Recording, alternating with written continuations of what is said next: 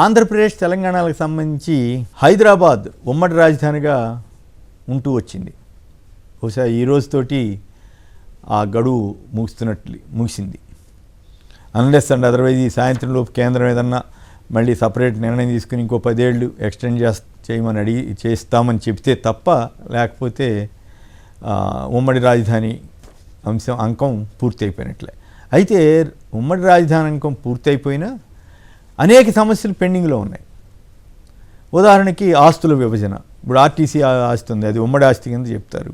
అది ఎట్లా ఆస్తుల విభజన జరగాల అక్కర్లేదా అనే కొన్ని బిల్డింగుల్లో షేర్ ఉంది, బ్యాంక్ అకౌంట్లో షేర్ ఉంది. ఇంతవరకు కొన్ని బ్యాంక్ అకౌంట్లు అయితే సీజ్ అయి ఉన్నాయి, అంటే అట్లా పెండింగ్లో ఉండిపోయినాయి. ఒక తెలుగు అకాడమీ అనుకుంటా వాళ్ళు బ్యాంక్కి వెళ్ళి సుప్రీంకోర్టు దాకా వెళ్ళి పోరాడి వాళ్ళ వాటా ఏదో కొంత తెచ్చుకున్నారు. మిగతా అవన్నీ కూడా అట్లాగే పెండింగ్ ఉంది. ఇంకోవైపు ఏమో రేవంత్ రెడ్డి గారు తెలంగాణ ముఖ్యమంత్రి గారు మన బిల్డింగ్లన్నీ మనకి అంటే ఆంధ్రప్రదేశ్ ప్రభుత్వం ఇంకా వాడుకుంటున్న కొన్ని బిల్డింగ్లు ఉన్నాయి. ఉదాహరణ లేక్వి గెస్ట్ హౌస్ కానీ, లేదా ఇక్కడ ఇంటెలిజెన్స్ ఆఫీస్ కానీ, ఇట్లాంటివి కొన్ని ఉన్నాయి. వాటిని కూడా స్వాధీనం చేసుకోమని చెప్పినట్లుగా వార్తలు వచ్చాయి. మరి అంటే దీన్ని బట్టి ఇక ఆంధ్రప్రదేశ్కి హైదరాబాద్తో సంబంధం పూర్తిగా తెగిపోయినట్లేనా? అయితే తెగిపోతాం కొత్త రాజధాని ఏర్పాటుకు అక్కడ వాళ్ళ ప్రయత్నాలు అవి వేరే కదా.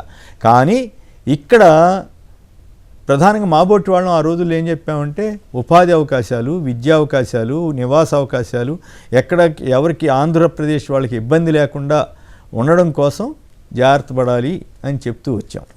కానీ ఆ రోజు ఉన్నటువంటి కేంద్ర ప్రభుత్వం, అలాగే ప్రతిపక్షంలో ఉన్న బీజేపీ, కాంగ్రెస్ బీజేపీ రెండు కలిపి అడావుడిగా ఆ చట్టాన్ని తయారు చేసి వదిలేశాయి.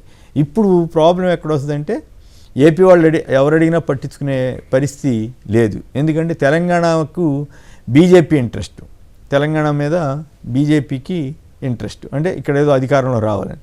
సో అందువల్ల వీళ్ళు ఉమ్మడి రాజధానిగా కంటిన్యూ చేయడానికి వీళ్ళు ఒప్పుకోరు. అలాగే హైదరాబాద్ని ఉమ్మడి రాజధానిగా కొనసాగించమని వీళ్ళు అనలేరు. కాంగ్రెస్ పార్టీకి అసలు ఇంట్రెస్ట్ ఉండదు, ఎందుకంటే వాళ్ళకి కాస్తి కూస్తి ఇక్కడే అధికారం ఉంది కాబట్టి ఇక్కడ వాళ్ళ సెంటిమెంట్ ఎక్కడైతే బీఆర్ఎస్ కేసీఆర్ గారు ఎక్కడ సెంటిమెంట్ని వాడుకుంటారో అని చెప్పి వాళ్ళ ఆందోళన వాళ్ళు అందుకనే వాళ్ళు దాని జోలికి పోకుండా హైదరాబాద్ ఉమ్మడి రాజధాని అన్న అంశాన్ని పక్కన పెట్టేస్తారు. సో రెండు జాతీయ పార్టీలు కూడా ఇప్పుడు ఆంధ్రప్రదేశ్కి అన్యాయం చేస్తున్నాయా అనేటువంటి భావన కలుగుతుంది. నిజానికి చిత్తశుద్ధి ఉంటే ఈ ఇష్యూస్ అన్నీ ఏవైతే విభజన హామీలు, విభజన సమస్యలు, లేదా రెండు రాష్ట్రాల మధ్య నదీ జలాల ఇష్యూ ఉంది, అలాగే ఆస్తుల ఇష్యూ ఉంది, ఇవన్నీ కూడా పరిష్కారం అయ్యేంతవరకు. ఇప్పుడు ఉదాహరణకి ఎడ్యుకేషన్ సెక్షన్లో మెడికల్ కాలేజీలు వీటిలో 15% ఉమ్మడి కోటా కింద ఉంది, ఎవరైనా జనరల్ కోటా కింద ఎవరైనా అప్లై చేసుకోవచ్చని. సో ఇప్పుడు ఏపీ వాళ్ళకి అవకాశం ఉన్నట్లా లేనట్లా, పోయినట్లే కదా, పోతుందా కంటిన్యూ అవుతుందా?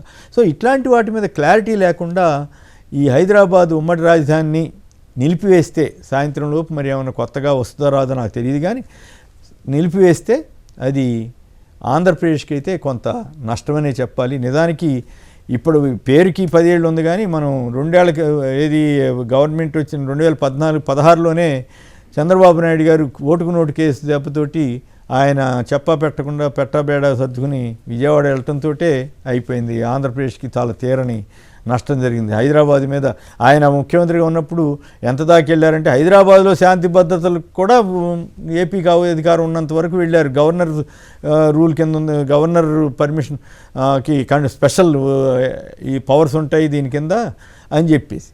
సో ఆ పరిస్థితి నుంచి ఇప్పుడే పరిస్థితి వచ్చిందంటే తెలంగాణ వాళ్ళు ఇవన్నీ స్వాధీనం చేసుకుంటున్నా మనం మాట్లాడలేని పరిస్థితికి ఈరోజు వచ్చింది.